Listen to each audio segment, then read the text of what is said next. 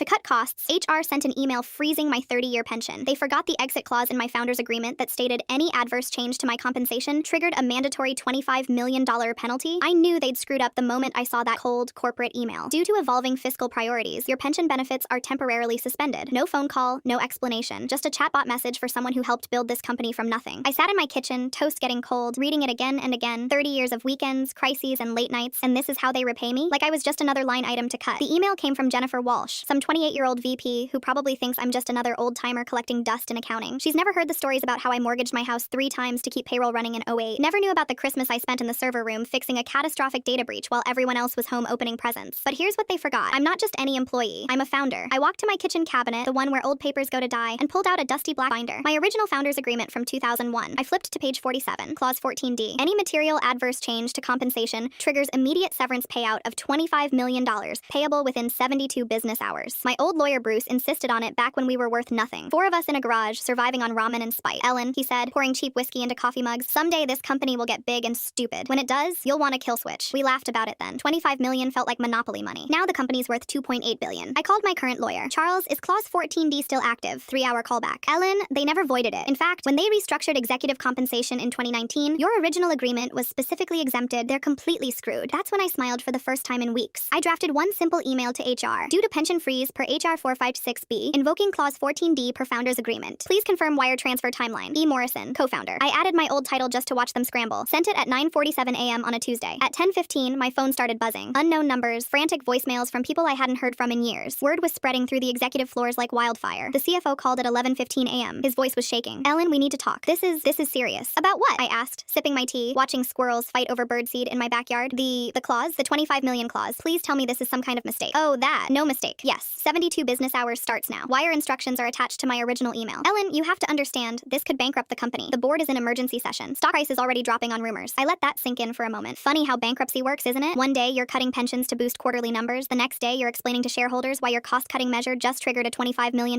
penalty. We can negotiate? The contract doesn't mention negotiations, David. It says 72 business hours. That's Thursday at 5 p.m. I hung up and made myself another cup of tea. By Wednesday morning, 3 different law firms had called. The local news was sniffing around. Someone leaked that a disgruntled founder was holding the company hostage. Disgruntled. I liked that. Thursday at 4:47 p.m., my phone buzzed with a wire transfer notification. $25 million. Exactly as specified. The next morning, Jennifer Walsh was escorted out by security. The new interim CFO personally called to apologize and invited me to rejoin the board of directors. I declined. I was too busy spending my $25 million on a nice beach house in Costa Rica. They thought I'd disappear quietly. Instead, their cost-cutting measure was about to cost them everything. The pension freeze was quietly reversed the very next week. Every employee got their benefits restored, plus a formal apology letter signed by the same board that approved my payout.